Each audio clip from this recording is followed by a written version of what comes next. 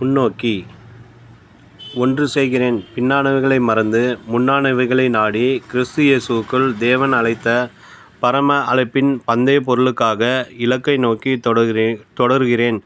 பிலிப்பியர் 3:13-14. எந்த ஒரு மனுஷன் அவ்வப்பொழுது தேவ சமூகத்தில் தன்னை நிலைநிறுத்தி புதிய தீர்மானங்களையும் புதிய பிரதிஷ்டைகளையும் செய்கிறானோ அவன் வெற்றியை நோக்கி நடந்து செல்லுகிறான், கர்த்தரின் சமூகத்தின் ஆனந்தத்தை நோக்கி நடந்து செல்லுகிறான் என்பதை நாம் மறந்துவிடக்கூடாது. அப்போஸ்தலர் பவுல் பின்னானவைகளை மறக்கிறேன், முன்னானவைகளை நாடுகிறேன், இலக்கை நோக்கி தொடருகிறேன் என்று எழுதுகிறார்.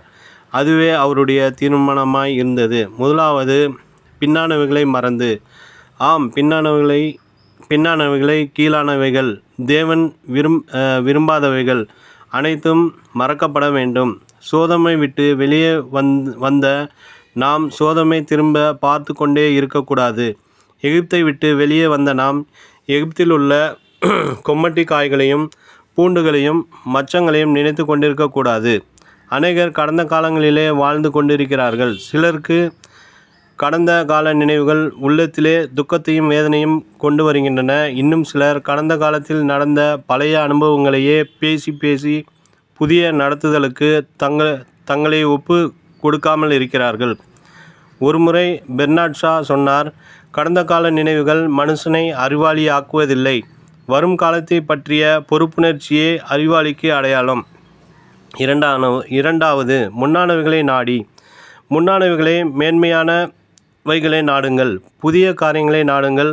கர்த்தர் சொல்கிறார், முந்தினவைகளை நினைக்க வேண்டாம், பூர்வமானவைகளை சிந்திக்க வேண்டாம். இதோ நான் புதிய காரியத்தை செய்கிறேன். ஏசாயா 43:18-19. ஆம், கர்த்தர் புதிய காரியத்தை நம்முடைய வாழ்க்கையில் செய்கிறார். கர்த்தர் கொடுக்கிற முன்னானவைகளை மேன்மையானவைகளை பெற்றுக்கொள்ள முன்வாருங்கள். பரிசுத்த ஆவியின் புதிய நிரப்புதல், புதிய வல்லமை, புதிய கிருபை ஆகியவற்றை ஒவ்வொரு நாளும் உங்கள் மேல் பொழிய அவர் விரும்புகிறார். அந்த முன்னானவைகளை நீங்கள் நாடுவீர்களா? மூன்றாவது, இலக்கை நோக்கி. தேவனுடைய பிள்ளைகளுக்கு ஒரு இலக்கு இருக்க வேண்டும். இலக்கு இருந்தால்தான் நாம் தீவிரமாக ஒரே நோக்கத்தோடு ஒரே உறுதியோடு செல்ல முடியும். அன்று இஸ்ரேல் ஜனங்கள் எகிப்திலிருந்து புறப்பட்ட போது அவர்கள் தங்கள் இலக்காகிய கானானை நோக்கி தீவிரித்து சென்றார்கள். நமக்கு ஒரு இலக்கு உண்டு. பூமியிலே கிறிஸ்துவின் பூரணம், நித்தியத்திலே பரம கானான் என்பதே அந்த இலக்கு. தேவ பிள்ளைகளே, நீங்கள் இலக்கை நோக்கி நடந்து கொண்டிருக்கிறீர்களா? உங்களுடைய நோக்கம் முன்னேறுகிறதாக இருக்கிறதா? நினைவிற்கு.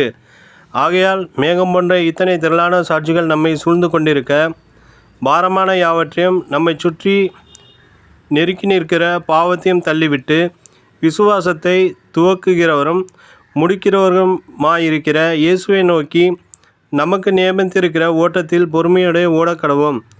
எபிரேயர் 12:1.